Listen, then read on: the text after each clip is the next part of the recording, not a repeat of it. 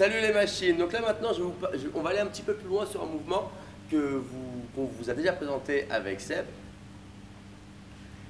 Le mouvement de clean, le nouveau mouvement de clean, vous allez voir sur la prochaine vidéo également la même chose pour le snatch, mais je voulais vous sensibiliser sur différentes choses. Le mouvement du clean, vous avez plein d'étapes pour pouvoir l'améliorer. Je vais vous parler aujourd'hui spécifiquement du squat clean.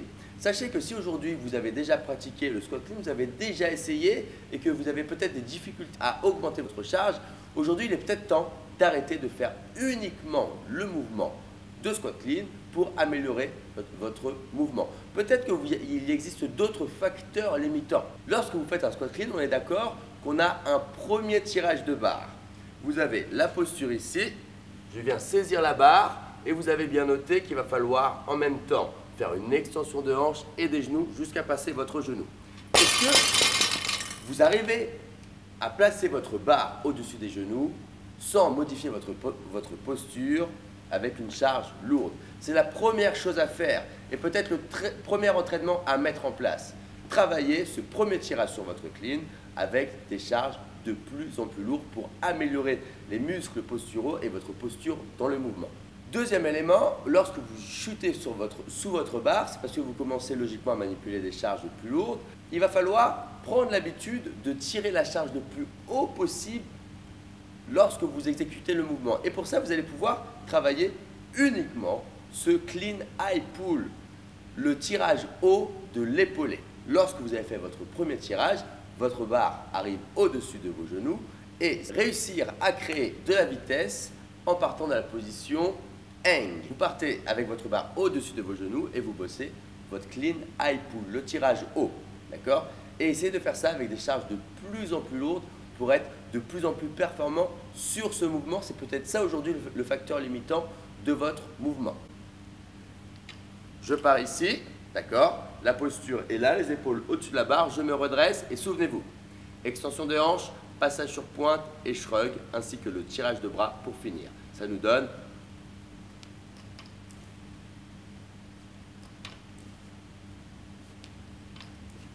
sur ce mouvement, vous voyez que je commence par l'extension comme on vous l'a déjà énoncé avec Seb, passage sur pointe, le shrug et le tirage de barre. Vous pouvez travailler avec des blocs, d'accord, et bosser uniquement cette partie du mouvement. Ensuite, lorsque vous arrivez à monter votre barre suffisamment haut, que vous chutez sur votre barre, qu'est-ce qu'il vous reste à faire? Un front squat. Donc vous êtes en position basse du front squat, il va falloir réussir à tendre les jambes. Si vous testez votre mouvement du front squat et votre max est à 70 par exemple, ne pensez pas faire un squat clean à 75. Vous avez peut-être déjà trouvé ce facteur limitant, donc appliquez le programme de force que je vous présente sur le module comment améliorer votre force sur ce mouvement de front squat. Voilà au niveau du mouvement hang clean high pull. Ce que je veux vraiment que vous puissiez comprendre ici, c'est que lorsque vous faites un mouvement composé de plein d'étapes différentes, si vous voulez continuer à avancer, il va falloir savoir dans quelle partie, dans quelle segmentation du mouvement vous avez du mal à avancer. D'accord? Et quand je vous donne cet exemple ici, c'est pour ça que je vous amène à découper le mouvement du squat clean pour trouver le facteur limitant et travailler vraiment ce qui vous empêche d'avancer. Je vais vous parler d'autre chose concernant ce mouvement du squat clean. Vous avez compris qu'on va tirer la barre super haute. Juste derrière, il faut limiter la chute de barre. Vous avez créé de la vitesse, entretenu de la vitesse. Il va falloir lui créer un support afin qu'elle ne descende pas plus bas. Ce qu'il faut comprendre ici, c'est lorsque vous réceptionnez votre barre, que l'on soit sur un squat clean, sur un squat snatch, vous allez réceptionner votre barre sur une étape du squat. Si vous commencez votre clean avec des talons largeur de hanche, des pointes face, vous comprenez bien que vous n'allez pas pouvoir réceptionner votre barre en position squat sans bouger les pieds. Donc on vient mettre en place ce qu'on appelle le footwork. Une fois que je suis monté le plus haut possible, à partir du moment où je cherche à réceptionner ma barre, il va falloir très rapidement retrouver la position de squat. Je vous fais voir ce footwork et la vitesse d'exécution. Je viens saisir la barre, dès que je vais créer de la vitesse, me redresser, hop, position de squat, position de rack, la barre, j'ai créé le support rapidement, je valide mon mouvement ici. J'ai réceptionné ma barre à une étape du squat, mais plus ma charge sera lourde, moins je serai en mesure de ramener la barre haute, plus il va falloir que mon squat soit profond. D'où le squat clean avec la manipulation de charges lourdes.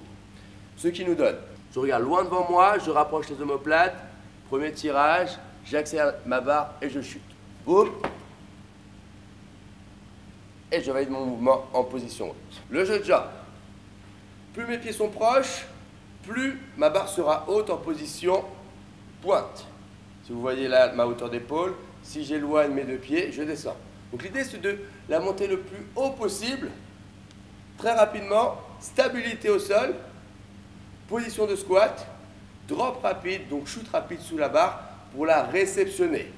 J'encaisse la charge et front squat pour remonter. Voilà un petit peu les différents points que je voulais que vous puissiez comprendre sur le mouvement du squat clean. Pour aller encore un petit peu plus loin sur le mouvement, sachez que vous avez deux transitions importantes sur ce mouvement. Je vous parle donc de ces deux transitions. Vous avez bien compris qu'en haltérophilie, pour être le plus efficace possible, il va falloir que la barre soit le plus proche possible de vous. Vous avez une transition entre le premier tirage qu'on a vu ensemble et le hang clean high pull. Regardez bien, si je fléchis les genoux, j'ai les genoux qui sont en avant par rapport à la barre ici. Donc si je me redresse ici, mes genoux vont me gêner pour avoir la trajectoire la plus verticale possible. Regardez l'action que j'ai ici. Dans un premier tour, la flexion ne va pas être vers les pointes, mais je vais transférer le poids légèrement vers l'extérieur du pied pour envoyer les genoux un peu plus vers l'extérieur. D'accord? Ici, si vous regardez la distance, si vous regardez ici, je fléchis les genoux vers l'avant, mes genoux sont nettement en avant par rapport à la barre. Par contre, si je viens envoyer un petit peu plus, si je fais une légère rotation externe au niveau de la hanche, d'accord? Je vais reculer légèrement mes genoux, donc le passage de barre sera simplifié. Autre élément important, vous avez votre barre en position basse. Je pousse dans les jambes, hop, j'arrive au niveau des genoux.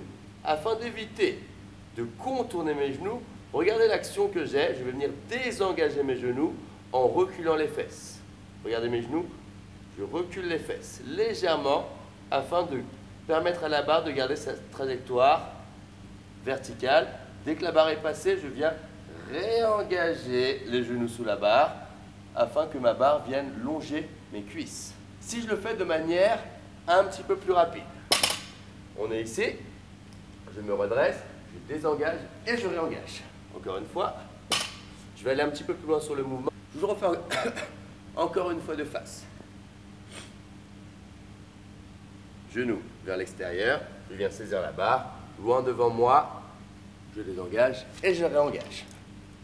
Passage sur pointe et shrug. Voilà la solution qui va vous permettre d'améliorer votre clean en gardant votre barre un petit peu proche de vous. Je vais vous le faire une dernière fois avec la chute sous la barre.